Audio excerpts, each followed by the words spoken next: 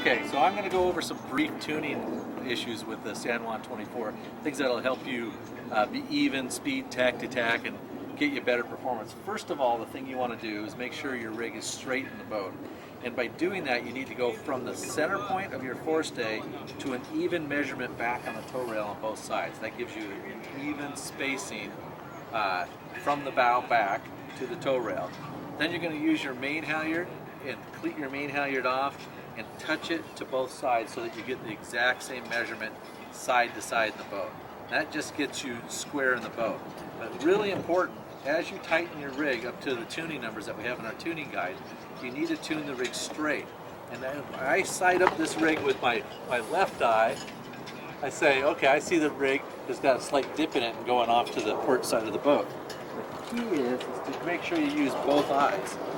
And you always put your head in here. And I see that same thing.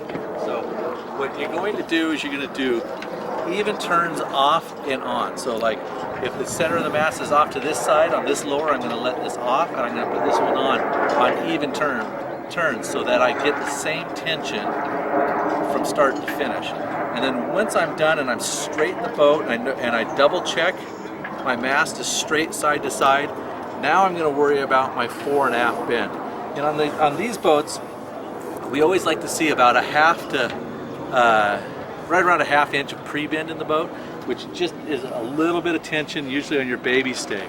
And if you're having to tension your baby stay over, you know, like this, see this is slightly loose. If you're tensioning it more than that, you're letting off these lowers on even turns on each side as you apply here, because they triangulate on each other and get to that point.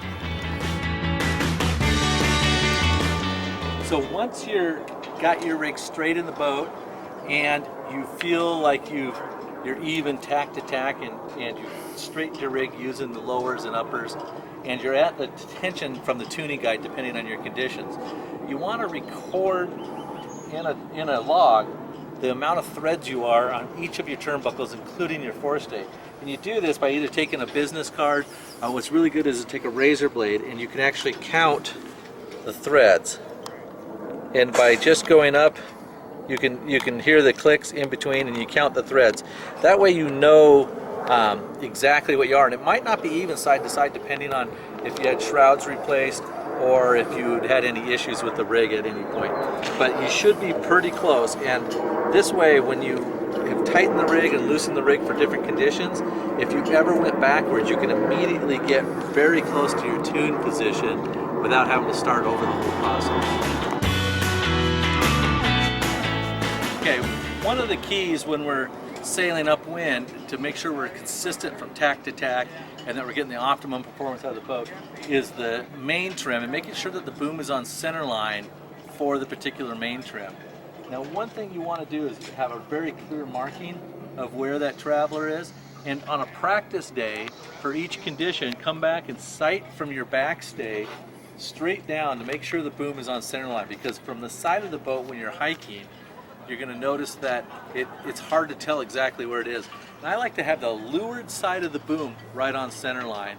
That allows the clew is only just maybe an inch above center line, the rest of the sail is very close to center line, and that gives you the optimum pointing. And remember, we always trim that top batten parallel to the boom. We sheet it in until it's going square with the center line of the boat. Okay, the San Juan 24 is very narrow on the ends, meaning the stern's very tapered in and the bow is very tapered in with large overhangs. So keeping the weight center at the widest part of the boat is very, very important. And when I was racing the North Americans, I actually removed these winches and put them up on the cabin top so that the Genoa trimmer was not standing back here, but standing actually 4 feet further forward, which allowed the boat to sit more on its lines. And so if you don't have that system, one thing you want is to make sure that that Genoa trimmer can always get forward. So the driver needs to sit as far forward as possible with passing room behind him so that you're sitting in the widest part of the boat, which is at between these two stanchions. You want the entire crew packed into this space on the boat. It keeps the hobby horsing down, keeps the sail plan steady in the breeze, and the turns into much more speed. Also at the widest part of the boat, you have the most riding moment. And riding moment is really stability, we call it. is stability is one of the big keys to upwind sail performance. So the San Juan 24 is really susceptible to backstay tension.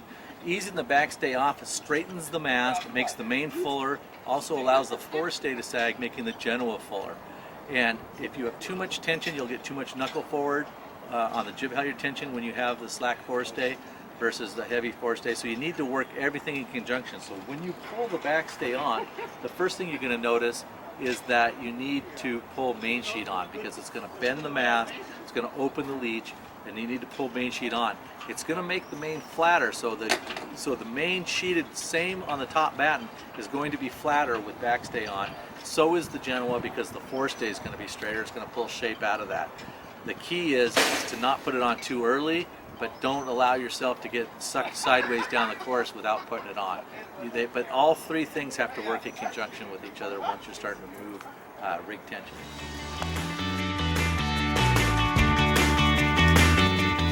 Okay, so measuring the distance back for the side-to-side measurement of the mast, it's not critical how far you go back, you just have to go the same distance back on both sides. Now I've tied this around the forestay so that it comes out right at the forestay, so I'm going to be consistent on both sides. And I'm approximately alongside the mast where I come back here. So I'm going to go back to this point, and I'm going to make a mark right here on the tow rail, and I'm going to do the exact same thing on the other side. You make sure the lines are square, coming from the same point. You mark right here.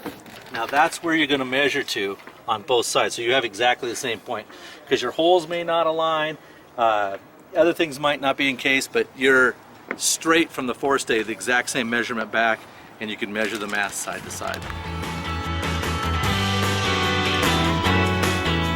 Okay, so measuring the rake on a San Juan 24 is a little tricky, because everybody has different ways of attaching the halyard to the head sail.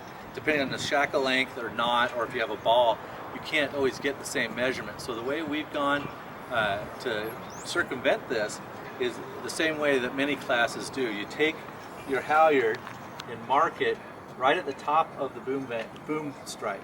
Now you're at the top of the boom stripe. It's a little hard to see the stripe here because it's a little faded on this boat, but then you swing this out, hit the forestay, and now mark the forestay above that. So you'll put a piece of tape or a marker pen mark.